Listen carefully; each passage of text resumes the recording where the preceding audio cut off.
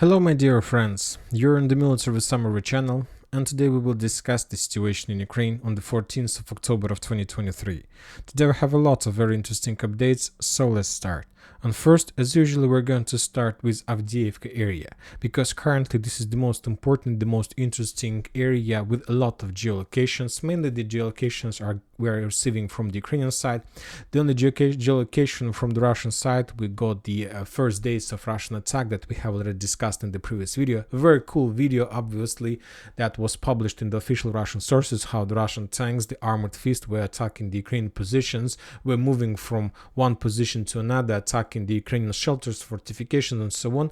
And everything was cool and probably everything was interesting, but there is one big thing that we need to discuss.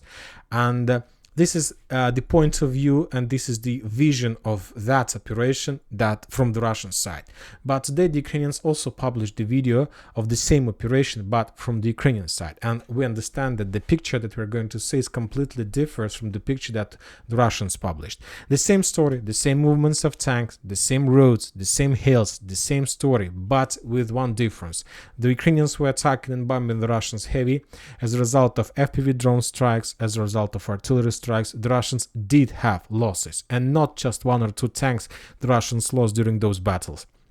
The Ukrainians have calculated the total losses of the Ukrainian forces, and the Ukrainians are saying that as a result of clashes for the Terikon, for the landfill on the north of Avdiivka in the vicinity of the chemical plant, the Russians lost around 57 armored vehicles. I'm not saying that, and the Ukrainians confirm this information, that we are not talking about 57 destroyed armored vehicles, we are talking about 57 damaged and destroyed vehicles. And probably damage, the Russians lost maybe half or even less. But anyway, another important thing that we need to discuss, that the Ukrainians confirms, that the Russian confirms that as a result of clashes in this area, the Russians completely lost control over the landfill on the northern part of Avdiivka, and as a result of clashes in this area, they are saying that it was very difficult to control this territory. We have a video how the Russians were trying to attack the landfill using just infantry, because the Russians haven't managed to bypass and to encircle the landfill, and the only solution they found is to attack the landfill from the bottom to on top. The Ukrainians currently have one defense belt, this one that the Russians haven't managed to establish control over, and this is a perfect position for the Ukrainians to hold their defense. And furthermore, we haven't received any confirmation that the Russians managed to, at least for today, that they managed to enter the chemical plant. So as I understand, those were something like speculations. The Russians haven't, they entered probably the landfill. We saw the video and photos of dead bodies of the Russian forces. This is the open air, and the Ukrainians basically forced the Russians to step back. So currently nobody controls the landfill.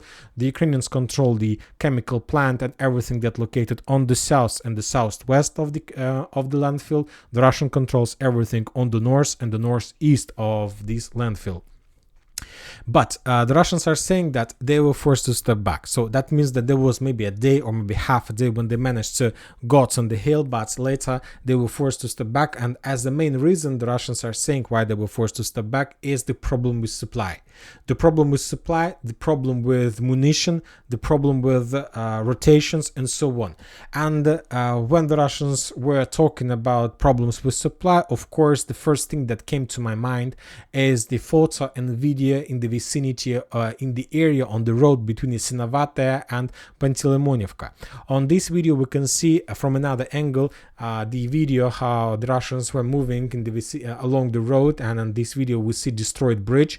And obviously we understand that that bridge wasn't destroyed by HIMARS strike or by, let's say, Storm Shadow strike or by artillery strike. That bridge was destroyed as a result of work of reconnaissance team and sabotage group. The bridge was mined, and as a result of detonation the entire bridge was destroyed, and basically the Russians lost one of the most important supply and support road that the Russians were planning, strategical supply road that the Russians were planning to use to support their forces in the vicinity of Krasnogorovka.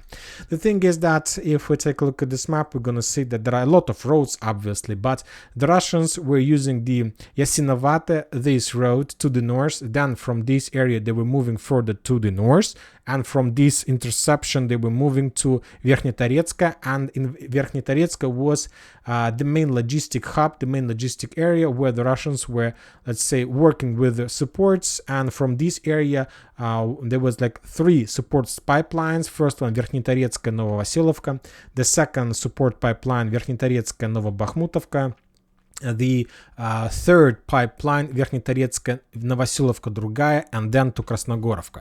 And the Russians were supporting this area at least from 2 operational areas. The first one Yasinovataya Donetsk, and the second operational area that the Russians were using for these purposes, of course, Pantileimonivka, so to be more precise, Gorlovka, Pantileimonivka, and Verkhnetoretska. So 2 areas where the Russians were planning to use to support their forces in that offensive operation. But one of the bridges were destroyed, and the Russians basically lost 50% of their logistic possibilities. And one more time, one of the reasons why the Russians stepped back from the landfill is the absence of rotations, supply, and support. So this is the situation, and we see that as a result of sabotage operation, maybe the Ukrainians managed to collapse the entire Russian offensive operation. Currently, the Russians are in pause. They are making a small pause, probably to understand what can they do next. Because, for example, to support the entire operation using 50% of possibilities obviously is not a very good thing. The Russians will find a solution, but the question is not whether the Russians are able to find a solution or not. The question is how much time the Russians need to spend to create another support road. And currently the Ukrainians have established full control with FPV drones over Verkhnetoretska, and we see also problems with electronic warfare equipment, and the Russians couldn't suppress the drones, and the Ukrainians feel themselves very comfortable in this area. This is another problem. And furthermore, from another point of view, the Ministry of Defense of Russian Federation reported that as a result of clashes on Donetsk direction, the Ukrainians lost 185 soldiers. So this is not a very big number when talking about such a big offensive operation. On the 12th of October, we got 340 soldiers. On the 11th of October, 330 soldiers. And so during the first days of active clashes, the level of losses from the Ukrainian side were very heavy. And today, they're twice less in comparison with the previous days. We see that the Russians stopped. And furthermore, we haven't received yet any updates about Berdych, Stepova. Maybe during the upcoming night, they are able to capture this territory. But for some reason, right now, they're not moving in this direction. We haven't received nothing. Even the videos from the Ukrainian side, or we could receive some videos from the Ukrainians, like to see destroyed armored vehicles somewhere here, but we haven't received even this. So that's why I believe that maybe the Russians even haven't managed to cross the railways, and currently they control just the railways for concentration of forces before the next wave of attack. Obviously, during the previous days of attack, the Russians haven't lost a lot of forces. We are not talking about thousands like Ukrainians lost during the first days of battle for Robotyne. Maybe a few hundreds, maybe a few armored vehicles. The Ukrainians are saying that, one more time, they lost 57. It's nothing. It's nothing when talking about the greatest offensive operation in direction of Avdiivka, where, according to the Russians, the Ukrainians have concentrated up to 15,000 soldiers. Furthermore, some Ukrainian sources, to be more precise, according to information we have, the official Ukrainian telegram channel of 93rd Brigade reported that the road between Orlovka and Avdiivka becomes the same road in direction of Bakhmut. So basically, according to some Ukrainian sources, this road, I will mark this on map, between Avdiivka to Orlovka currently is located under complete fire control, and currently this is no longer living road, but currently this is something like death road, where Ukrainians have a lot of losses. But from the other side, when I saw this post, I have few questions. And the first question I have, why the 93rd forces of 93rd Brigade in their official channel published the post about the road between Orlovka and Avdiivka in Russian? That was the biggest question I have, so that's why I don't believe this post. It's up to you to believe or not, of course, but a lot of things, a lot of speculations, and most of all, a lot of propaganda and disorientations are published by the Russians and the Ukrainians as well. Maybe Maybe there are very heavy clashes right now, and the Russians maybe have already cleared the half of Avdiivka, but one more time we haven't received nothing about that. The Ukrainians continue attacking and bombing the Russian forces. They established some control over supply roads. On this video we see how the Ukrainians damage and destroy another Russian armored vehicle and personal carrier who was moving from Novobakhmutovka in direction of Konstantinovka, Krasnogorovka. On the south we see the same videos how the Ukrainians were attacking and bombing the Russian tanks in the vicinity of Yasenovata, the tanks that the Russians were planning to use for the next waves and attempts to attack in the direction of Avdiivka. So we see that from minute to minute, from day to day, from second to second, the Ukrainians, currently the initiative is on the Russian side. But we can say that, let's say the initiative is like 60 to 40 in Russian favor. But I can't tell you right now that currently, let's say tomorrow, the initiative will be 61% for the Russians and 39% for the Ukrainians. I must say that according to videos, we see that maybe tomorrow the initiative will be 59 to Russian and 41 to Ukrainian. So it's very difficult to understand who is winning right now. And maybe this is just the first days and it's like we can't make some conclusions based on that. So we'll see. Furthermore, the Russians made more attempts to attack the Ukrainian positions from Peski to Pervomaysk, and during the day the Russians made significant number of FPV drone strikes, artillery strikes, trying to suppress the Ukrainian positions that were discovered during the previous days on the 12th and 13th of October when the Russians were making ground operations. They managed to discover during those operations the Ukrainian fire positions, FPV drone positions, and during 14th of October the Russians were attacking these buildings heavily. So this is like the situation. Mortar positions were destroyed a lot and so on. Very fierce clashes took place in Krasnogorovka. Also, the Russians published a lot of videos of FPV drone strikes against the Ukrainian positions in the city. But the most important thing that you need to understand about the clashes, let's say in Krasnogorovka and Pervomaysk, that there is nothing special when talking about the Avdiivka offensive operation. I'm trying to say that we got a lot of updates from Pervomaysk and Krasnogorovka, but all these updates are the same updates as we used to get when there were no offensive operation of Avdiivka. So just a regular military routine. And I can't tell you that this intensifying of actions in Krasnogorovka and Pervomaysk have some connections and have anything with the Russian attack in Avdiivka. So it's just a regular military routine based on the geolocations, as you can see.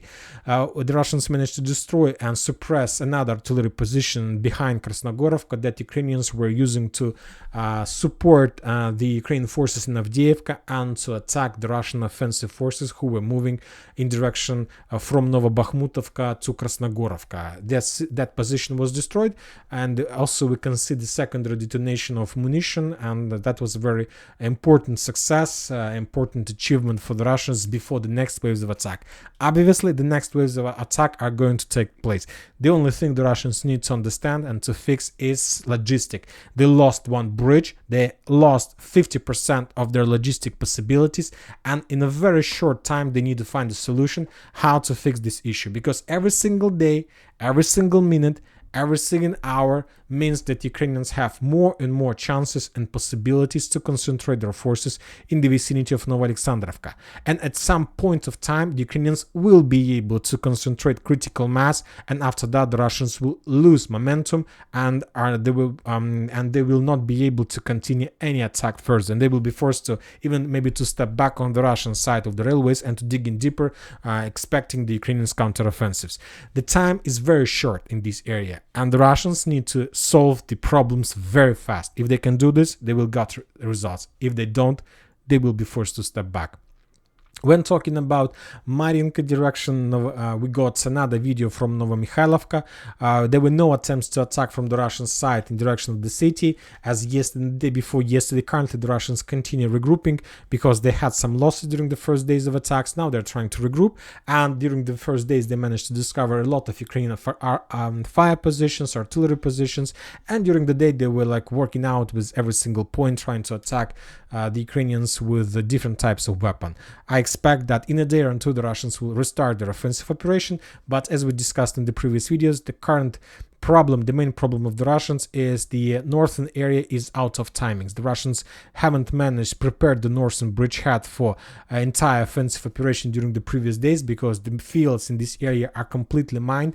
The Russians didn't have enough of equipment to clear the territory, and currently, while the main Russian forces have already launched offensive operation, this area is still in process of clearing. So something unsynchronized actions, and of course the Russians will be able soon to fix this issue, but one more time, it's time that the Russians don't have right now. Now we're moving further to Avdiivka tactical bridgehead. The Russians continue bombing and attacking the Ukrainians in Rozhaine, using all types of weapons they have, using FAP, using multi-launch rocket systems, using TOS flamethrower systems. As a result of bombings, the Ukrainians lost another 170 soldiers and 6 armored vehicles. Mainly those losses took place not just in Rozhaine. South Donetsk direction include Rozhaine and Novomikhailivka and Marinka. So the total losses, it's pretty big losses, but no losses among the artillery systems. And as you can see, according to even map, we don't see any destroyed artillery systems in this direction. Staromayorsk was also under very heavy fire. When talking about Bradley Square and Robotyne area, the situation here was stabilized completely. The Ukrainians lost 35 soldiers during the previous day. The Russians reported that they launched a series of counter-offensive operations on the north of Kopany in direction of Novodanilivka and Novoandriivka. If you remember, yesterday we discussed how the Ukrainians, as a result of offensive operation, managed to capture the Russian trenches on stronghold in this area, and today the Russians were trying to return them under control. And some Russian sources are saying that they managed to do this, but yet we haven't received even a single video confirmation that the Russians returned their positions on the south of Novodanilivka. When talking about Robotyne, the Russians continue bombing and attacking the Ukrainian fortifications and their trenches around the city. On this video we see the usage of TOS flamethrower systems against the Ukrainian positions. Another regular military routine without any probable attempts from the Russian side to counterattack and so on. They don't need this. Currently everything fit their requirements. Everything is good with them because the Ukrainians located among the fields, among the ruins in this Robotyne salient. The Russians have a lot of weapons, a lot of artillery systems, a lot of bombings, and currently every single day the Ukrainians losing more and more soldiers, and this is very good for the Russians, of course.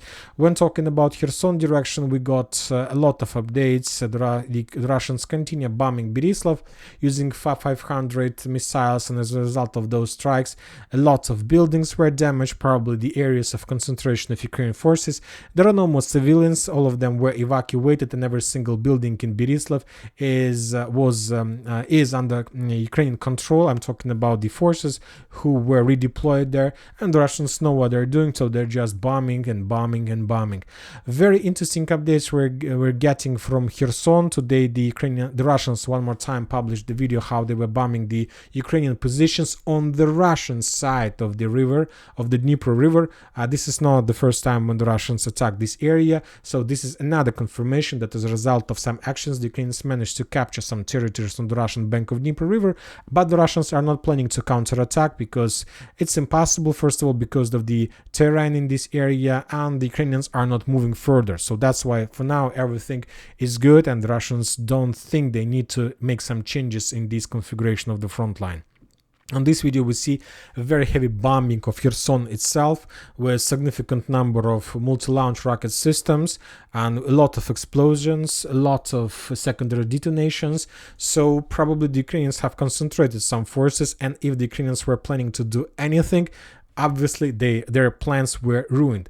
Very interesting updates are coming from Odessa. The sources are saying that Zelensky arrived to Odessa by himself because there are a lot of problems in the city. The Ukrainians had significant losses in port infrastructure during the Russian missile strikes, and the sources are saying that the top management, let's say, of Odessa, rich people, bankers and authorities have some riots, and they're against Zelensky, and they have a lot of problems because they don't have money. They don't have money because the Russians destroyed the port infrastructure, and the sources are saying, at least there is like a myth that the Russians, among the locals, that the Russians are going within the next 7 months to start offensive operation in Odessa with the purpose to capture the city. So that's why the Odessa doesn't want to to follow the Kiev order. So this is the reason why Zelensky arrived in this area personally. He wants to fix the issue. First of all, he wants to arrest as much as possible,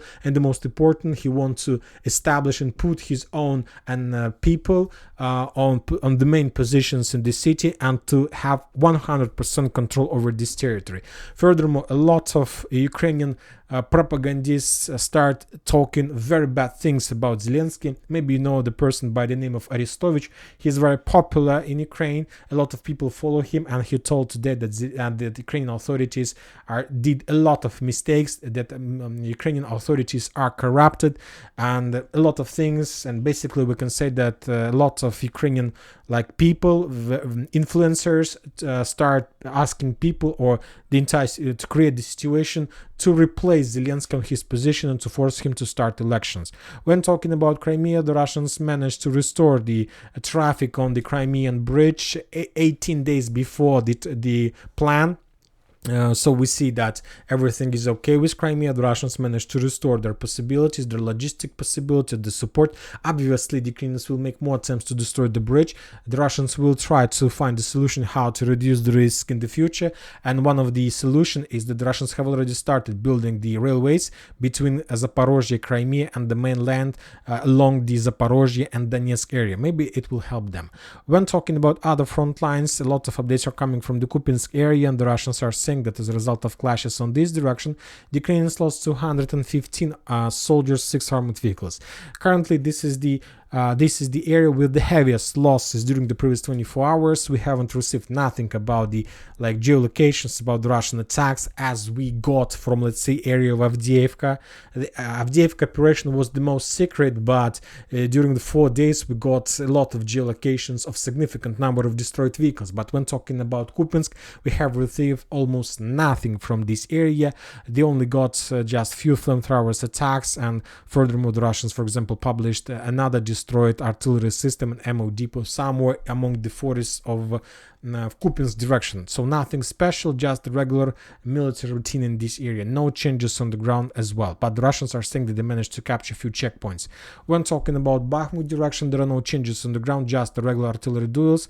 The Russians got a few destroyed Ukrainian armored artillery systems as a result of FPV drone strikes and counter-artillery duels using the Krasnopol hit. As a result of one strike, the Ukrainians lost one M777 howitzer, and as a result of another strike, the Ukrainians lost the Polish Krab system. So there was a very, as you can see, good day for the Russians in Bakhmut, and the Ukrainians have published also a lot of geolocations, but most of them are coming, as we saw, from Bakhmut and Avdiivka, and we saw the number of destroyed Russian artillery systems and armored vehicles who were heading in direction of Avdiivka and the chemical plant and the Telecom. And that's it for today. Military Summary channel reminds you to condemn any violence in the world. Thank you for watching. Subscribe to my channel, put your likes, join my Patreon, and have a good day. Bye bye.